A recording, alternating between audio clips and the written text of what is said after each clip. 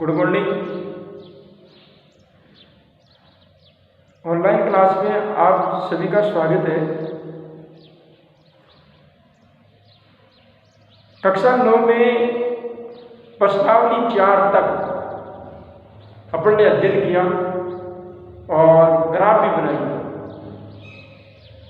प्रश्नावली 1 में प्रश्नावली 1, 2, 3 और 4 अपन ने देखा। बहुपद, बीजीय व्यंजक, समीकरणों का हल। अब और भी कुछ ऐसी प्रश्नावलियां हैं जो, लेकिन वो प्रश्नावलियां बिना सम्मुख हुए उसको हल नहीं किया जा सकता। लेकिन फिर भी कुछ ऐसी प्रश्नावलियां हैं जिनको हम यहाँ पर समझ सकते हैं एक डिजिटल माध्यम से, और बाकी कुछ ऐसी प्रश्नावलियां हैं जिनका विद्यार्थी का क्लास में सम्मुख होना बहुत जरूरी है। तो उसी प्रश्नावली का आज हम प्रश्नावली 12 का अध्ययन करेंगे, जिसका नाम है हीरोन का सूत्र। हीरोन का सूत्र। अब ये हीरोन का सूत्र क्या है, कैसे आया, कैसे इसका अध्ययन करना है और ये सूत्र लगता कब है, ये देखना है। अब ये हीरोन जो है वो एक गणितज्ञ था, गणित का, भौतिक शास्त्र का, फिजिक्स जिसको बोलते हैं अपन साइंस की भाषा में, उसके उन्होंने कई सूत्र प्रतिपादित किए, कई सूत्रों का उन्होंने निर्माण किया है, जिसको आज की युवा पीढ़ी उसको पढ़ती है। देखिए, ये हीरोन का सूत्र विशेषकर एक आकृति विशेष पर लगता है, और ऐसी आकृतियों जो समतल आकृति है, उस समतल आकृतियों का क्षेत्रफल के जुड़ी हुई, क्षेत्रफल से जुड़ा हुआ एक सूत्र है। मतलब सीधी सी भाषा में यदि अपन कहें तो त्रिभुज, आयत, वर्ग, चतुर्भुज और चतुर्भुज वो भी समांतर चतुर्भुज, समलंब चतुर्भुज।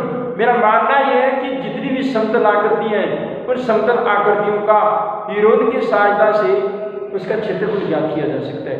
सूत्र तो अपनी जगह है ही है, जिन आकृतियों का जो जो सूत्र बना हुआ है वो सूत्र तो है ही है, साथ ही में इस हीरोन की सहायता से भी सरलता से उनका क्षेत्रफल ज्ञात किया जा सकता है। तो देखिए, इन आकृतियों के साथ साथ जो ठोस आकृतियां हैं उसका क्षेत्रफल की अपनी परिसीमा है, क्योंकि समतल आकृतियां और ठोस आकृतियों में थोड़ी या बहुत सा अंतर है। समतल आकृतियां केवल स्थान घेरती है, दायरा बताती है, लेकिन हमारी ठोस आकृतियां तो पूरा द्रव्य घेरती है, स्थान घेरती है, उस पर द्रव डाला जा सकता है, उसको मापा जा सकता है। तो इसलिए ठोस आकृति की बात अलग है, लेकिन यहाँ पर हम समतल आकृति की बात करेंगे। उन समतल आकृतियों का क्षेत्रफल उस हीरोन के सूत्र की सहायता से किस प्रकार से ज्ञात किया जाता है। अच्छा, एक बात कि ये जो हीरोन है, ये नाम ही है उसका, और मैंने पहले बताया था कि ये जो बड़े बड़े जो विद्वान होते हैं, ये कोई भी इनका जब नया आविष्कार होता है तो खुद के नाम से उसको प्रतिपादित करते हैं। अब ये हीरोन भी मिस्र का एक गणितज्ञ है, भौतिक शास्त्र का, भौतिक का और गणित का। उन्होंने कई सिद्धांत प्रतिपादित किए हैं। उनमें एक सिद्धांत है, एक सूत्र है हीरोन का सूत्र। इसको सीधी भाषा में हीरो का सूत्र भी कहा जाता है। हीरो का सूत्र, इसको हीरो का सूत्र भी कहा जाता है।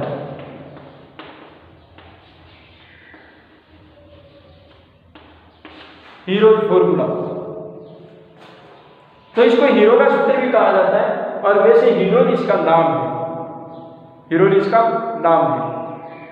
विशेषकर ये जो सूत्र है, ये विशेषकर त्रिभुज के मामले में लागू होता है। त्रिभुजों का क्षेत्रफल ज्ञात करने के लिए इस सूत्र का अधिकतर इस्तेमाल किया जाता है। अब दिमाग में आने वाली समस्या ये भी थी कि सात त्रिभुजों का क्षेत्रफल ज्ञात करने की तो सूत्र ही बहुत थे,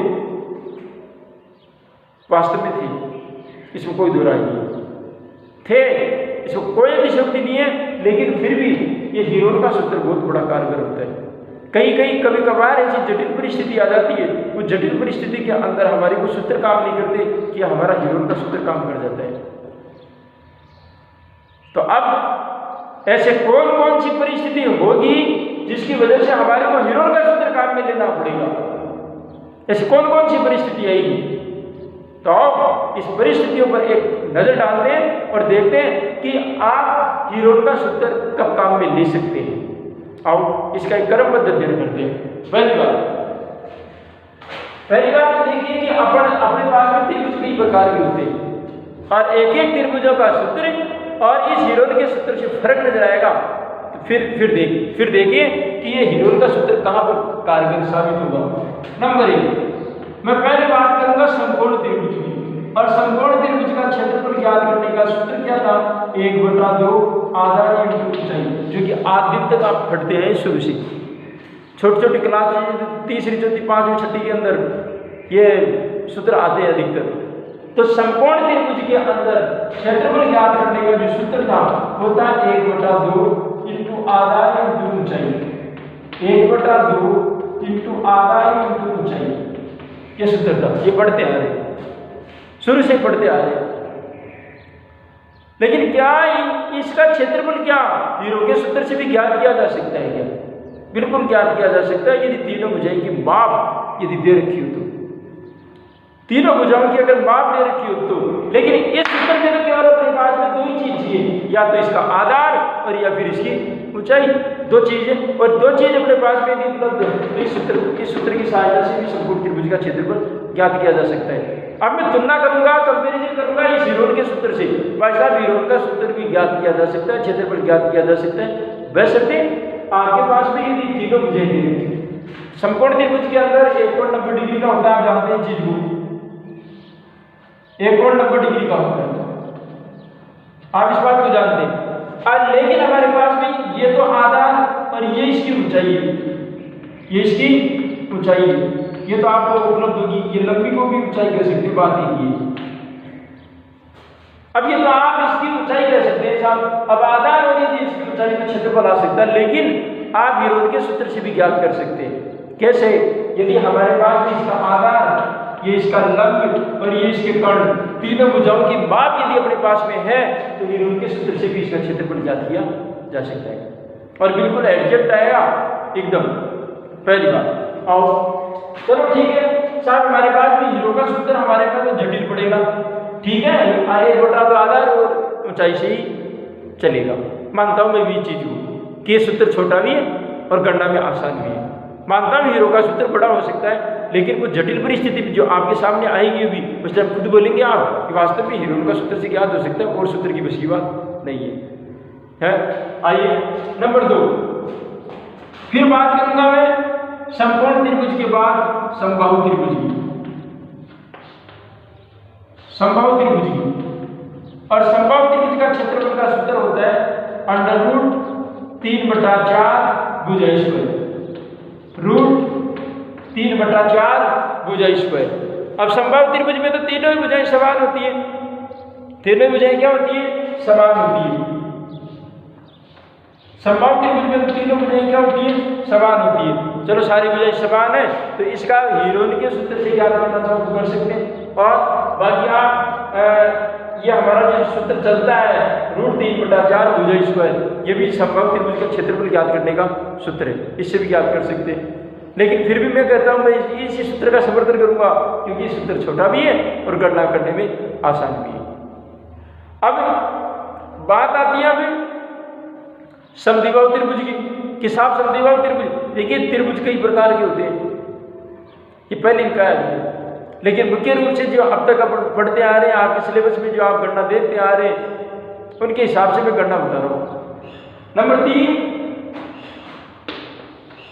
अगर समद्विबाहु त्रिभुज है, समद्विबाहु त्रिभुज जिसकी दो भुजा तो समान और एक भुजा समान प्रकृति होती है, माप में भी और लंबाई में भी, वो समद्विबाहु त्रिभुज कहलाता है।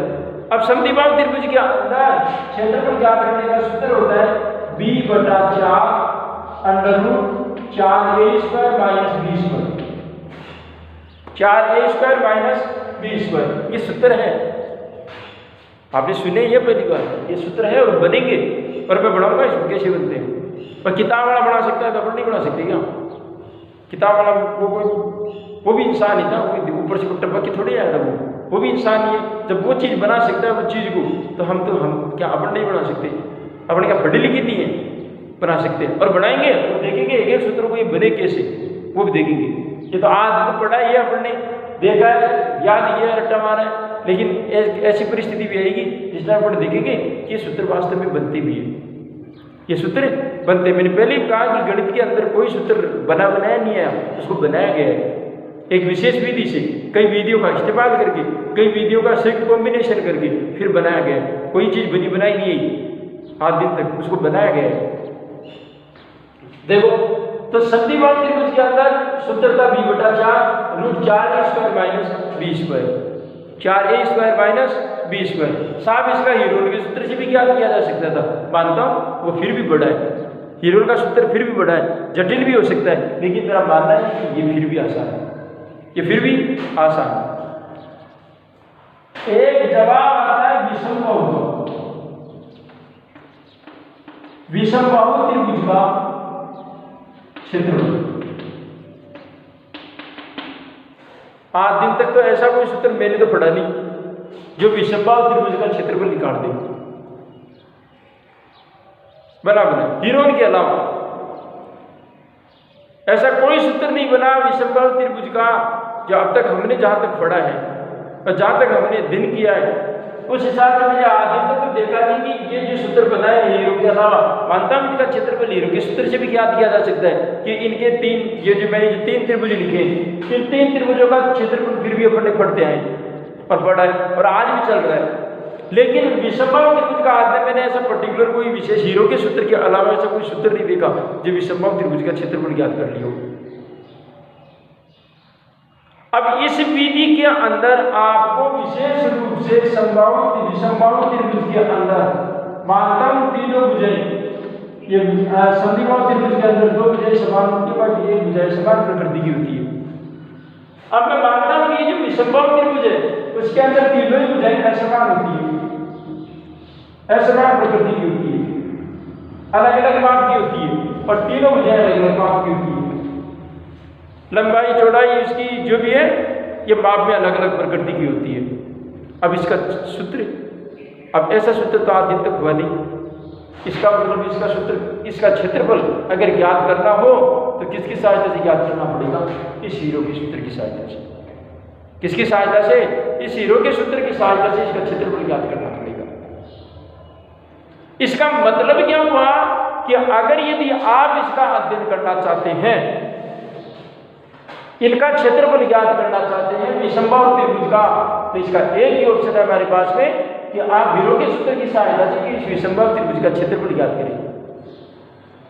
क्यों? अब हीरो का सूत्र अब समझ में आया होगा कि कब लागू होगा हीरो का सूत्र। हीरो का सूत्र तब लागू होगा जब त्रिभुज की तीनों भुजाएं अलग अलग माप की हो। पहली शर्त, विषमबाहु त्रिभुज का हीरो का सूत्र आपको तभी लगाना है, हीरो का सूत्र का इस्तेमाल आपको तभी करना है जब त्रिभुज की तीनों भुजाएं अलग अलग माप की हो। तीनों भुजाएं अलग अलग माप की हो तो ही आपको ये हीरो का सूत्र काम में लेना है, पहली बात। अब इसका अध्ययन करें कैसे? ये हीरो का सूत्र का क्षेत्रफल ज्ञात कैसे किया जाएगा? इसके लिए देखिए आप सबसे पहले आपको अर्ध परिमाप निकालना होता है। अर्ध परिमाप सेमी पेरीमीटर। आपको सबसे पहले अर्ध परिमाप ज्ञात करना होगा जिसको अपन एस से शो करते हैं। एस सेमी पेरीमीटर या सेमी पैरामीटर।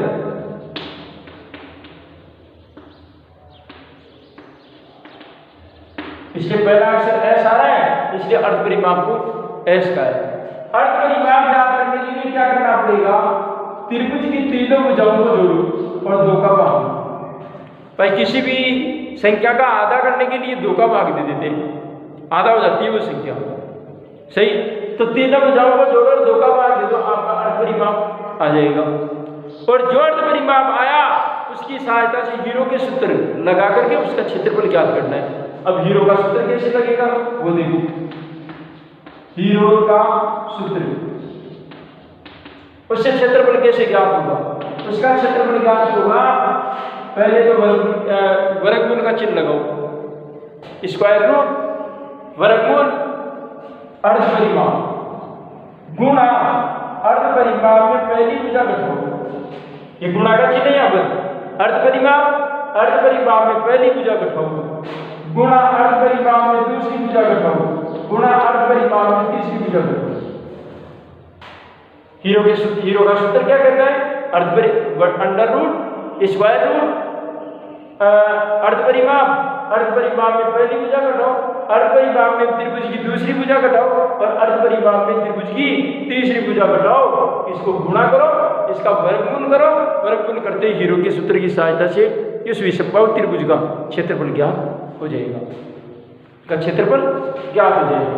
कल देखेंगे कि इस हीरो के सूत्र की सहायता से किस प्रकार से इनका क्षेत्रफल ज्ञात किया जाता है। बाकी आपने अब तक ये जो सूत्र पढ़े हुए इन सूत्रों के तो खैर काम में है ही है, साथ ही में इन सूत्रों को अपन पढ़ाएंगे भी और देखेंगे कि ये सारे के सारे हीरो के सूत्र की सहायता से ही बने हुए हैं या फिर इनका कोई अलग से कोई रूल चलता था क्या, या पहले से कोई बनते आए हैं क्या, और बनते भी आए तो बनाएंगे और देखेंगे कि किस प्रकार से ये सूत्र बने हुए होंगे। क्या ये सूत्र हीरोन के सूत्र की सहायता से बने हुए हैं क्या, ये भी अपन देखेंगे। तो आज के लिए इतना ही, नेक्स्ट कल देखेंगे। आज के लिए बहुत बहुत धन्यवाद।